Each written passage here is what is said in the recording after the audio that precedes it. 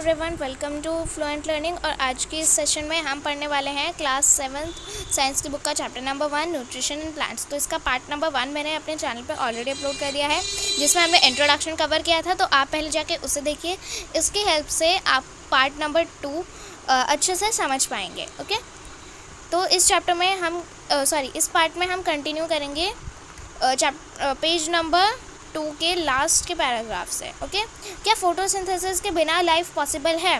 तो फोटोसिंथेसिस के बिना लाइफ पॉसिबल नहीं है। क्यों नहीं है? क्योंकि अगर फोटोसिंथेसिस नहीं होगा तो प्लांट्स खाने नहीं बना पाएंगे। प्लांट्स खाने नहीं बना पाएंगे तो मैंने आपको पार्ट 1 में समझाया था कि सभी के सभी लिविंग ऑर्गेनिज्म डायरेक्टली या इनडायरेक्टली प्लांट्स पर डिपेंडेंट है। पहला तो फूड के लिए, हम तो बस फूड को पका के खाते हैं, पर जो रॉ मटेरियल होता है वो तो हमें प्लांट से मिलता है ना। पहला फूड के लिए, दूसरा ऑक्सीजन के लिए। ठीक है, क्योंकि फोटोसिंथेसिस के दौरान फूड प्रोड्यूस होता है एंड ऑक्सीजन प्रोड्यूस होती है, एंड ये दोनों ही लिविंग ऑर्गेनिजम्स के सर्वाइवल के लिए बहुत इंपॉर्टेंट है। इसलिए अगर फोटोसिंथेसिस नहीं होगा तो अर्थ पर लाइफ पॉसिबल नहीं है। ठीक है, देखिए इधर लिखा है कि बिसाइड्स मतलब फूड तो वो प्रोड्यूस करते ही हैं प्लांट्स, पर इसके साथ ही साथ ऑक्सीजन, जो कि सारे लिविंग ऑर्गेनिजम्स के सर्वाइवल के लिए एसेंशियल मतलब इम्पॉर्टेंट है, वो भी फोटोसिंथेसिस के दौरान ही प्रोड्यूस होती है। इसलिए फोटोसिंथेसिस के एब्सेंस में लाइफ पॉसिबल नहीं है अर्थ पर। ओके, ड्यूरिंग फोटोसिंथेसिस मतलब फोटोसिंथेसिस में क्या प्रोसेस होता है कि क्लोरोफिल जो कि लीव्स की सेल्स में होता है। अब सेल्स क्या होता है ये हम पढ़ते हैं, सेल्स। ठीक है, यहाँ पे आपको बॉक्स एक दिया हुआ है। ठीक है, इसमें प्रॉपरली सेल्स को एक्सप्लेन किया है। जैसे कि बिल्डिंग्स जो है ब्रिक्स से बनती है। बिल्डिंग्स किससे बनती है? ब्रिक्स, ईंटों से बनती है। वैसे ही एक लिविंग ऑर्गेनिज्म की जो बॉडी है, जो हमारी जो लिविंग ऑर्गेनिज्म है, हम लिविंग ऑर्गेनिज्म है ना, तो हमारी जो बॉडी है वो किससे बनी है? वो बहुत छोटे छोटे यूनिट्स मतलब बहुत छोटी छोटी चीज़ों से बनी है, कॉल्ड सेल्स। उन्हें हम सेल्स कहते हैं। सेल्स को हम ऐसे ही नेकेड आई से नहीं देख सकते, हमें क्या करना पड़ता है? एक स्ट्रॉन्ग माइक्रोस्कोप यूज़ करना पड़ता है सेल्स को विजिबल मतलब देखने के लिए। ठीक है, some organisms are made of only one cell. आप आगे के चैप्टर्स में पढ़ोगे, जैसे अमीबा, पैरामीशियम, तो ये कैसे ऑर्गेनिजम्स हैं? ये बहुत छोटे छोटे ऑर्गेनिज्म होते हैं एंड ये बस एक ही सेल से बने हैं, इसलिए छोटा ऑर्गेनिज्म होता है। ये एक ही सेल है जिसमें डाइजेशन भी हो रही है, रेस्पिरेशन भी हो रही है, एक्सक्रीशन भी हो रहा है। सारे के सारे प्रोसेस क्या है? एक ही सेल में हो रहे हैं। ठीक है, वो कुछ ऑर्गेनिज्म होते हैं जो कि एक ही सेल से बने होते हैं। अभी आगे के चैप्टर्स में उनके बारे में पढ़ेंगे। This cell is enclosed by tiny outer body called the cell membrane. एक सेल जो है वो एक छोटी सी टाइनी नहीं, थिन मतलब एक पतली सी बाहरी बाउंड्री से सराउंडेड है। मतलब जैसे हाँ, यहाँ पे आपको डायग्राम दिया हुआ है सेल का, तो ये एक सेल है। ठीक है, एंड उसको इनक्लोज मतलब उसको बंद किया हुआ है एक पतली सी बाहरी बाउंड्री ने। ठीक है, ये जो सेल मेम्ब्रेन है ना, ये ब्लैक से जो आपको दिख रहा है इधर, जो कि इसको सराउंड कर रहा है, ये है सेल मेम्ब्रेन। ठीक है, इसके अंदर जो सेल्स हैं वो इनक्लोज होती हैं मतलब बंद रहती हैं। और बहुत से जो सेल्स हैं, बहुत से सेल्स में क्या होता है कि उनके बीच में ना एक सर्कल टाइप कोई चीज़ होती है जिसे हम न्यूक्लियस कहते हैं। ठीक है, न्यूक्लियस को कौन सराउंड करता है? न्यूक्लियस जो है उसको सराउंड करता है एक जेली लाइक सब्सटेंस।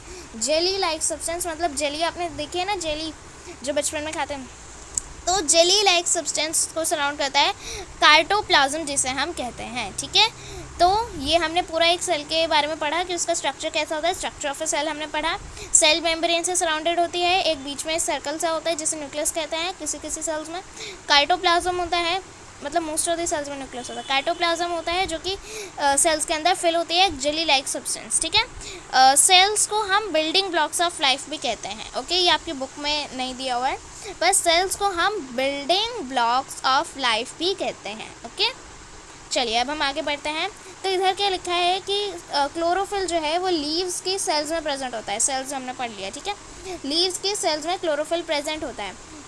एंड फिर सनलाइट और क्लोरोफिल की प्रेजेंस में, जब सनलाइट और क्लोरोफिल होते हैं तब कार्बन डाइऑक्साइड और वाटर के साथ मिलकर वो कार्बोहाइड्रेट बनाते हैं। कार्बोहाइड्रेट और ऑक्सीजन फोटोसिंथेसिस के बाद प्रोड्यूस होती है। ओके, इधर आपको यहाँ पे एक डायग्राम भी दिया हुआ है कि यहाँ पे सनलाइट मिल रही है। Okay, light energy sunlight, chlorophyll green leaves में प्रेजेंट है, वाटर और मिनरल्स रूट्स दे रही है, सॉइल के अंदर जो होता है वाटर मिनरल, कार्बन डाइऑक्साइड अंदर जा रही है एंड ऑक्सीजन बाहर आ रही है। ठीक है, ऑक्सीजन रिच एयर बाहर आ रही है। ओके, चलिए अभी इधर आपको यहाँ पे एक इक्वेशन दी हुई है, ये बहुत इंपॉर्टेंट है, very important. Okay, direct question भी आ सकता है या फिर explain the process of photosynthesis by diagram and equation. ठीक है, इक्वेशन है ये। ओके, इक्वेशन कह रहे हैं हम इसको, ये इक्वेशन है, ठीक है। इससे आपको इजी रहेगा कि कार्बन डाइऑक्साइड वाटर के साथ मिलकर सनलाइट और क्लोरोफिल की प्रेजेंस में कार्बोहाइड्रेट और ऑक्सीजन प्रोड्यूस कर रही है। वैसे तो स्टार्च प्रोड्यूस करते हैं, पर इधर स्टार्च नहीं लिखा हुआ है। स्टार्च भी एक टाइप का कार्बोहाइड्रेट ही है, इसलिए इधर उन्होंने सिंपली कार्बोहाइड्रेट लिखा है। अब इधर देखिए कि यहाँ पे एक सेक्शन ऑफ अ लीफ, मतलब थोड़ा सा पार्ट का डायग्राम दिया हुआ है एक लीफ का, ठीक है। लीफ में स्टोमा होता है। स्टोमा क्या होता है? स्टोमाटा और स्टोमा के बीच में डिफरेंस मैंने पार्ट 1 में समझाया। गार्ड सेल से सराउंडेड होता है एक स्टोमा। एंड फिर क्लोरोफिल, ये जो लीव्स की जो सेल्स हैं, ठीक है, ये लीव्स हैं सेल्स की, नहीं सॉरी सेल्स, लीव्स की जो सेल्स हैं उनमें क्लोरोफिल होता है, ठीक है। तो आपको इधर गिवन है। फिर इधर देखिए ये स्टोमा का डायग्राम है, ओके। ये गार्ड सेल्स हैं, ये बीच में स्टोमेटल ओपनिंग है एंड लीफ को जूम इन करके दिखाया हुआ है इसमें, ओके। चलिए, during the process oxygen is release, मतलब इस प्रोसेस के दौरान, फोटोसिंथेसिस के प्रोसेस के बाद ऑक्सीजन जो है वो रिलीज करी जाती है। The presence of starch in leaves indicates the occurrence of photosynthesis. Starch is also carbohydrate. जैसे मैंने आपको बताया स्टार्च भी एक टाइप का कार्बोहाइड्रेट ही है, वो भी इधर लिखा है, starch is also type of carbohydrate. तो जो स्टार्च है जो कि लीव्स में प्रेजेंट होता है, वो ये बताता है कि इस लीफ में फोटोसिंथेसिस हुआ है। जैसे आपने छोटी क्लासेस में वो पढ़ा था ना, आयोडीन सॉल्यूशन के ड्रिप डाल के वो ब्लू ब्लैक टर्न हो जाती है लीफ, ग्रीन लीफ। तो उससे क्या होता है कि उसमें स्टार्च की प्रेजेंस पता चलती है ना। तो स्टार्च जब वो ब्लू ब्लैक हो गई लीफ, तो हमें ये पता चला ना, ये देखो जब ब्लू ब्लैक लीफ हो गई तो इसमें हमने ये पता चला कि उसमें स्टार्च प्रेजेंट है। स्टार्च प्रेजेंट है मतलब लीफ में पहले से स्टार्च नहीं था। लीफ ने क्या किया? लीफ ने अपना खाना बनाया, ठीक है। उससे जैसे पानी मिला नहीं, उस पर जब हमने आयोडीन सॉल्यूशन की ड्रॉप डाली तो उसने अपना खाना बनाना शुरू किया, उसने फूड बनाया, ठीक है। और वो फूड जो है वो हमें स्टार्च की फॉर्म में, ब्लू ब्लैक फॉर्म में दिख रहा है, ओके। समझ में आया? चलिए अभी हम नेक्स्ट पढ़ते हैं। तो ये इधर क्या लिखा है कि अगर स्टार्च प्रेजेंट है लीफ में, इसका मतलब जो लीफ है उसने फोटोसिंथेसिस किया है, क्योंकि स्टार्च फोटोसिंथेसिस के प्रोसेस के बाद ही बनता है, ओके। चलिए हाँ, इधर देखिए, perform iodine test with the leaves of both the plants as you did in class 6, ठीक है। क्लास 6 में हमने आयोडीन सॉल्यूशन के बारे में पढ़ा था। आयोडीन टेस्ट जैसे मैंने आपको अभी भी बताया कि जिसमें लीफ ब्लू ब्लैक टर्न हो जाती है, ओके। तो ये वही है आपको कि आपको अपनी ऑब्जर्वेशन इधर नोट करनी है, एक्टिविटी है।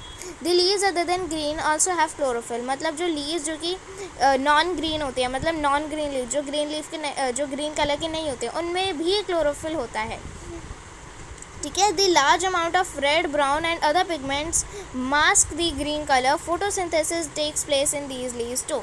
अब देखिए कुछ लीव्स कैसी होती हैं कि उनकी मतलब लीफ जो कि नॉन ग्रीन है, ठीक है। इधर नॉन ग्रीन लीव्स दी हुई हैं, ओके। ये तो ग्रीन है पर ये बाकी सारी क्या है? नॉन ग्रीन लीव्स हैं।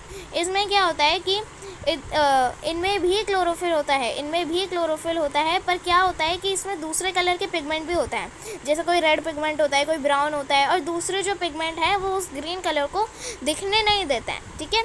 जैसे इसमें जैसे ये इस लीफ का ले लो, इस लीफ में पर्पल कलर ज़्यादा डोमिनेंट है, मतलब इसमें आपको पर्पल कलर की लीफ दिख रही है। इसका मतलब क्या है कि जो पर्पल कलर की पिगमेंट है उसने ज़्यादा एरिया ऑक्यूपाई किया हुआ है लीफ में, पर उसमें तब भी क्लोरोफिल है, ठीक है। ऐसा नहीं उसमें क्लोरोफिल नहीं है, पर लीफ में नॉन ग्रीन लीव्स में भी क्लोरोफिल होता है, पर वो थोड़ा कम अमाउंट में होता है। पर और जो दूसरे कलर के पिगमेंट है उसमें ज़्यादा उसको ग्रीन कलर का दिखने नहीं देता है, क्लोरोफिल को थोड़ा छुपा लेता है, इसलिए वो ग्रीन कलर का लीफ को दिखने नहीं देता है। पर उनमें भी क्लोरोफिल होता है और उनमें भी फोटोसिंथेसिस परफॉर्म किया जाता है, ठीक है। मास्क का क्या मतलब है? मतलब वो उस ग्रीन कलर को छुपा लेता है दूसरे कलर का पिगमेंट, ठीक है। चलिए इधर हमने ये भी समझ लिया कि नॉन ग्रीन लीव्स में भी क्लोरोफिल होता है, पर वो छुप जाता है, ठीक है। You often see slimy green patches in ponds और stagnant water bodies. These are generally formed by the growth of organisms called algae. अब हम एल्गाई के बारे में पढ़ेंगे। एल्गाई क्या होता है? Algae is an autotroph, okay. आपने कभी कभी ऐसा नोटिस किया होगा कि ऐसे स्टेगनेंट वाटर बॉडीज़ मतलब रुकी, जो बह नहीं रहा है पानी। स्टेगनेंट वाटर क्या होता है? जो ना बहता हुआ पानी, जो पानी कहीं पर रुका हुआ है, ठीक है। तो स्टेगनेंट वाटर बॉडीज़ क्या होती हैं? जैसे कोई ऐसे रुका हुआ पॉन्ड आपने देखा हो, तो पॉन्ड कहीं पे देखा हो आपने, कोई बड़ा सा पॉन्ड देखा हो, तो पॉन्ड्स या फिर स्टेगनेंट वाटर बॉडीज़ में आपने कभी कभी नोटिस किया होगा, ये मूवी या टीवीज़ में देखा होगा कि उस पानी के ऊपर थोड़ा सा ग्रीन सी कुछ चीज़ लग जाती है, ठीक है। ग्रीन सा, जैसे इधर पॉन्ड लैंड है इधर, एंड उसके ऊपर ऐसी ऐसी ग्रीन ग्रीन सी चीज़ लगी हुई है। इस ग्रीन ग्रीन सी चीज़ को हम क्या कहते हैं? इस ग्रीन कलर की चीज़ को हम एल्गी कहते हैं। क्या कहते हैं? एल्गी। ओके, एल्गी एक टाइप की ऑटोट्रॉप है। ऑटोट्रॉप्स क्या होते हैं मैंने आपको पार्ट 1 में समझाया है, ठीक है। Can you guess what why algae are green in colour? क्या आप ये सोच सकते हो कि एल्गी ग्रीन कलर की क्यों होती है? क्यों होती है? क्योंकि मैंने आपको जैसा अभी बताया कि एल्गी ऑटोट्रॉप होती हैं, वो अपना खुद का खाना बनाती हैं। और कैसे खुद का खाना बना पाती है? क्योंकि उनमें क्लोरोफिल प्रेजेंट होता है, इसलिए वो ग्रीन कलर की दिखती हैं, ठीक है। समझ में आ रहा है? कनेक्ट कर पा रहे हो आप कि एल्गी जो है वो ग्रीन कलर की होती है। एल्गी एक ऑटोट्रॉप है, खुद का खाना बना पाती है क्योंकि उसमें क्लोरोफिल होता है, ठीक है, which gives them be green colour, मतलब उसी में उसकी वजह से ग्रीन कलर आता है। Algae can also prepare their own food by photosynthesis.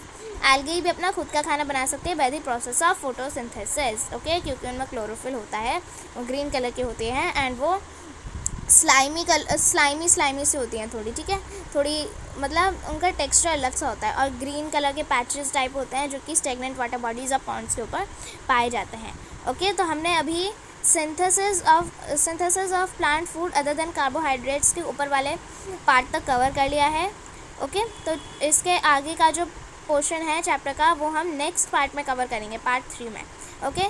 तो चलिए तब तक आप इस चैप्टर को रिवाइज करिए। एक्सप्लेनेशन अच्छी लगी हो तो प्लीज़ वीडियो को लाइक करिए एंड चैनल को सब्सक्राइब करिए।